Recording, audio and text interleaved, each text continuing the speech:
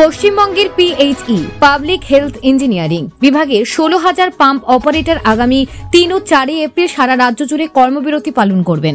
এর ফলে জল সরবরাহ ব্যাহত হওয়ার আশঙ্কা তৈরি হয়েছে। এই অস্থায়ী কর্মীরা দীর্ঘদিন ধরে বেতন বৃদ্ধি, স্থায়ীকরণ ও অবসরকালীন ভাতা চালুর দাবি জানিয়ে আসছেন। অভিযোগ, তারা 3 মাস ধরে বেতন পাচ্ছেন না। এ বিষয়ে যৌথ সংগ্রামী মঞ্চের পক্ষ থেকে জানানো হয়েছে, সল্টলেকের নিজলয় বিল্ডিং এর সামনে দুদিনের ধর্ণা কর্মসূচি নেওয়া হয়েছে।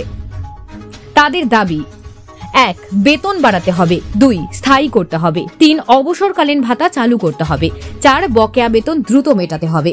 তাদের আরও অভিযোগ, কেন্দ্রের জল জীবন মিশনের টাকা বন্ধ হয়ে যাওয়ায় রাজ্যের জল প্রকল্পগুলিতে সমস্যা তৈরি হয়েছে। পাশাপাশি জমি অধিগ্রহণের অনিয়ম ও রাজনৈতিক কারণে কর্মীদের বরখাস্ত করা হয়েছে বলে অভিযোগ উঠেছে। সরকার এই বিষয়ে কি পদক্ষেপ নেয় সেদিকে নজর সকলে। Bureau report, news prime Times. সর্বত্র লোক আছে। আমরা total laboratory, pump operator, valve operator, IP বিভিন্ন ধরনের যারা আছে, তাতে আমাদের 15 থেকে 16,000 কর্মচারী এই সংগঠনের সাথে যুক্ত। এবং আরো যে সংগঠনগুলো আছে তাদের সাথেও তারা আমাদের সাথে যোগাযোগ করছে। আমরা তাদেরকেও সঙ্গী হিসাবে এই আন্দোলনে যোগ দেবে এবং তারা প্রতিশ্রুতি দিয়েছে।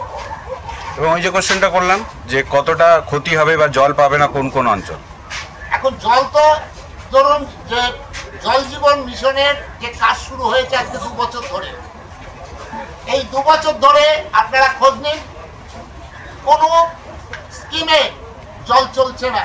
বেশিরভাগ স্কিমে জল বন্ধ, কাজের নামে অকাজ করে বেড়াচ্ছে। একটা পাইপ আজকে পুঁতছে, কালকে এসে খুলছে না, এটা হয়নি। তার কারণ মাননীয়াই বলেছে ডিপিআর তৈরি করার যোগ্যতার সম্পন্ন লোক নেই দপ্তরে। ডিপিআরটা তৈরি করতে পারছে না ঠিক মতো। আর যে পাইপ দিয়ে জল সরবরাহ করছে সেই পাইপটা হচ্ছে ডেঞ্জারাস টু ক্যান্সার।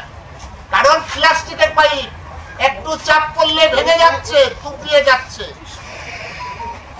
ওখানে কোন রকম এই যে জল নিরাপদ জল নয়, সরকার বলছে পরিশোধিত পানীয় জল। আমরা কাজ করছি পরিশোধিত পানীয় জল দিতে গেলে বিভিন্ন রকম মেডিসিন, একটা মেডিসিন ক্লোরিন ছাড়া কোনোটা সাপ্লাই নেই। তাও ক্লোরিন কোনো জায়গায় দিচ্ছে না। এইভাবে চলছে দিনের পর দিন। সেই সঙ্গে অস্থায়ী যারা 65 বা 60-এর ঊর্ধ্বে সেই সব কর্মীদের অবসর ভাতা দিয়ে পেনশন চালু করতে হবে। এবং জয়নগর, দক্ষিণ 24 পরগনা সহ সারা রাজ্যে যে জমি অধিগ্রহণ করেছে বেআইনি ভাবে, সেই অধিগ্রহণকৃত জমি সব দলিল বাতিল করে নতুন করে তাদের চুক্তিবদ্ধ করে সঠিক মূল্যায়ন করে এখনকার চলতি বাজার দর অনুযায়ী তাদেরকে ক্ষতিপূরণের টাকা দিতে হবে। এবং যে আধিকারিকগণ প্রতিশ্রুতি দিয়েছিলেন যে জমিটা দানপত্র করলে 2 জন সরকারি চাকরি দেওয়া হবে, 2 জনকে, তার নাম প্রধান কালপিট রণদীপ রায়। এবং আমাদের অনেক কর্মীর কাছ থেকে টাকাও তুলেছে, তার লিখিত বয়ান আমরা দিয়েছি। আমরা আগামী 3রা-4ঠা এপ্রিল এই দাবির সপক্ষে 2 দিনের অসহযোগিতা কর্মসূচি এবং অবস্থান ও ডেপুটেশনের কর্মসূচি নিয়েছি। আমাদের কেন্দ্রীয় কার্যালয়, প্রধান কার্যালয় নিজলয়, এপ্রিল মাসের 3 আর 4 তারিখ। এবং ওখানে আমরা 48 ঘন্টার অবস্থান বিক্ষোভ কর্মসূচি সংগ্রামী যৌথ মঞ্চের নেতৃত্বে অনুষ্ঠিত হবে। এবং জমায়েতও করে আমরা ওইখানে আমাদের দাবি দেওয়া যতক্ষণ না মিটবে আমরা ওই অবস্থান চালিয়ে যাব।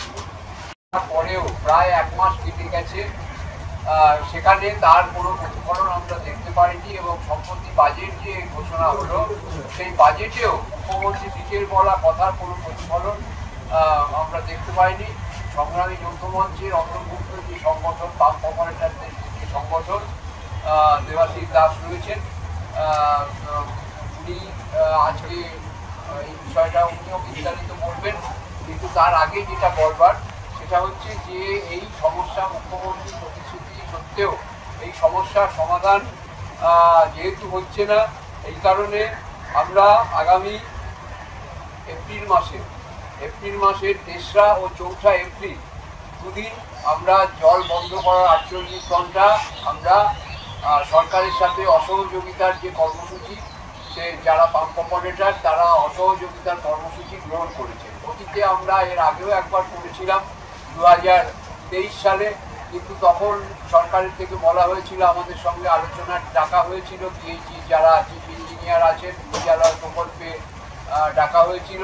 তারপরে আমরা আলোচনা করে সেই সময় সেই কর্মসূচি স্থগিত রেখেছিলাম, কিন্তু আমরা খুবই দুঃখের সঙ্গে লক্ষ্য করলাম যে প্রায় 1.5 বছর অতিক্রান্ত হয়ে গেল, তারপর থেকে আর আমাদের সাথে কোনো দেখাও করা হচ্ছে না, আলোচনাও করছে না, এবং তার পাশাপাশি নানাভাবে এই পাম্প অপারেটরদের ওপরে আক্রমণ চালানো হচ্ছে, তাদের বেতন বন্ধ করে দেওয়া হয়েছে। তার অন্যতম কারণ হচ্ছে যে জল জীবন জল মিশন যে কেন্দ্রীয় সরকারের প্রকল্প রয়েছে, সেই প্রকল্পের টাকা হিসেব যেটা কেন্দ্রীয় সরকার দিয়েছে তার হিসেব রাজ্য সরকার ঠিকমতো দিতে পারছে না, সেখানেও দুর্নীতি হয়েছে। যেভাবে 100 দিনের কাজের প্রকল্প নিয়ে দুর্নীতি হয়েছে, যেভাবে মিড ডে মিল নিয়ে দুর্নীতি হয়েছে, যেভাবে আবাস যোজনা নিয়ে দুর্নীতি হয়েছে, ঠিক একইভাবে এই জল জীবন জল মিশন, জল যেটা হচ্ছে মানুষের জীবনের যেটা অপর নাম জীবন বলা হয়, সেইটা নিয়ে অবধি রাজ্যের মুখ্যমন্ত্রী বা রাজ্যের মন্ত্রিসভা তারা এই রাজনীতি শুরু করেছেন। এবং তাদের বিরুদ্ধে যখনই আমরা এই আন্দোলন করছি, নানাভাবে কর্মচারীদের হেনস্থা করা হচ্ছে, এখন তাদের বেতন বন্ধ করে দেওয়া হয়েছে এবং তারা প্রায় অনাহারে দিন কাটাচ্ছে। তো এই পরিস্থিতিতে আমাদের অসহযোগিতা ছাড়া আর কোনো কর্মসূচি নেওয়ার নেই। আমরা সেই জন্যই ঘোষণা করছি যে এই 2025 সালের 3রা এবং 4ঠা এপ্রিল আমরা অসহযোগিতা করব এবং 48 ঘন্টা অবস্থান করা হবে। নিজালয় যে রয়েছে থেকে সেক্টর 5-এ যে পিএইচই যে মূল দপ্তর রয়েছে, সেখানে আমরা 48 ঘন্টা অবস্থান করব। সমস্ত পাম্প অপারেটররা সেই অবস্থান করবে এবং যে দাবিগুলো নিয়ে আমরা লড়াই করছি সেখানে যতক্ষণ না মীমাংসা হচ্ছে, আমরা দীর্ঘ লড়াইয়ের ফলে দু একটি ফল পড়েছে, যেমন পাম্প অপারেটরদের ক্ষেত্রে অন্য কিছু যে অনিয়মিত কর্মচারী, সেই অনিয়মিত বা কন্ট্রাকচুয়াল কর্মচারীদের 5 লক্ষ টাকা অবধি তাদের অবসরকালীন সুবিধা দেওয়ার কথা হয়েছে। পাম্প অপারেটররা যে কর্মচারীরা রয়েছে তাদেরকে উল্টো দিক থেকে হাঁটিয়ে আবার কন্ট্রাক্টরদের অধীনে নিয়ে যাওয়া। এছাড়াও চলছে পুলিশি তাণ্ডব। এই পাম্প অপারেটরদেরকে নানা ধরনের হুমকি দেওয়া হচ্ছে, শাসক দলের গুন্ডারা এসে তাদেরকে ভীতি প্রদর্শন করছে। আজকে ডাক্তারদের আন্দোলনের ফলে যে থ্রেট কালচার বহু আলোচিত হচ্ছে গোটা সমাজে গোটা দেশে, সেই থ্রেট কালচারের মুখোমুখি হচ্ছেন এই পাম্প অপারেটর ভালভ অপারেটররা প্রতিদিন প্রতি মুহূর্তে।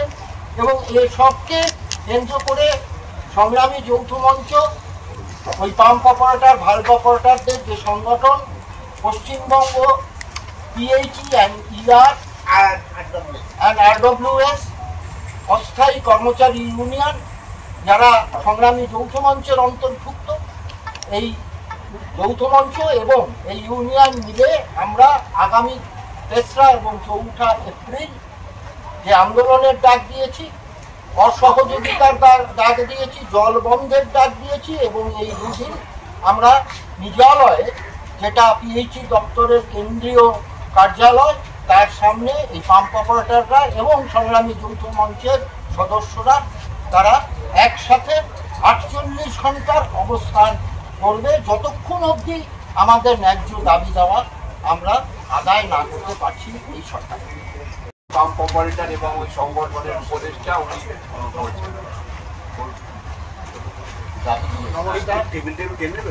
আমি পশ্চিমবঙ্গ পিএইচই এনআরডব্লিউএস অস্থায়ী কর্মচারী ইউনিয়নের রাজ্য সভাপতি। আমরা দীর্ঘ 93 সাল থেকে আমি এই কাজে যুক্ত। তখন 500 টাকায় ঢুকেছিলাম। আজকে সেইটা আন্দোলন করতে করতে আমরা 12,000 টাকা, মানে দৈনিক 465 টাকা করে আমরা পাচ্ছি।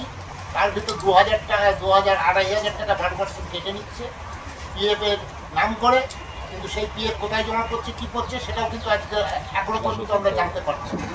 তা আমাদের যে প্রতিশ্রুতি দিয়েছে মাননীয় এবং আইনে যেটা আছে যে স্থায়ী প্রকল্পে অস্থায়ী কর্মী নিয়োগ করা যাবে না, যদি ওখানে থাকে তাদেরকেও সরকারি কর্মচারী হিসাবে গণ্য করতে হবে। এটা সুপ্রিম কোর্টও বিগত কিছুদিন আগে আরজিকর মামলাতেও উল্লেখ করেছিল, কিন্তু বিগত বামফ্রন্ট সরকার থাকাকালীনই এই ধারাবাহিকটা চলে আসছে।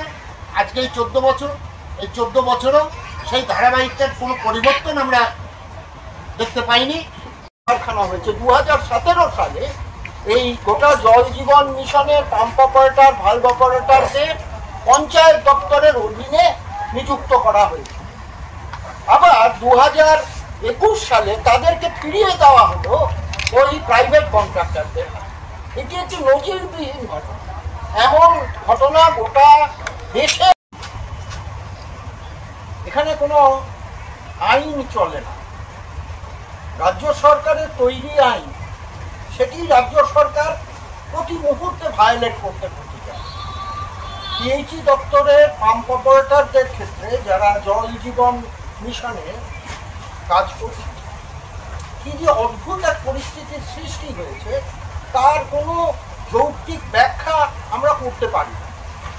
দেখুন, অনিরুদ্ধ ভট্টাচার্য ইতিমধ্যেই বললেন যে প্রক্রিয়ায় জমি নেওয়া হয়েছে, জমি দান করতে বাধ্য করা হয়েছে এই হতদরিদ্র মানুষগুলোকে, সেটি সম্পূর্ণ বেআইনি।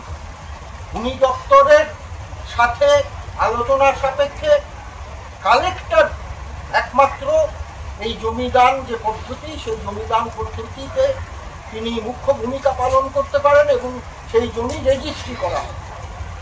অথচ আমরা দেখতে পাচ্ছি এই যে দানপত্রগুলোতে কোথাওই কালেক্টরের কোনো সই নেই, কোনো স্ট্যাম্প নেই এবং কোথাও রেজিস্ট্রেশনও হচ্ছে। অথচ জমিগুলো পিএইচই দপ্তর প্রায় গায়ের জোরে আত্মসাৎ করে দিয়েছে। হতদরিদ্র মানুষগুলোকে মিথ্যা প্রতিশ্রুতি দেওয়া হয়েছে।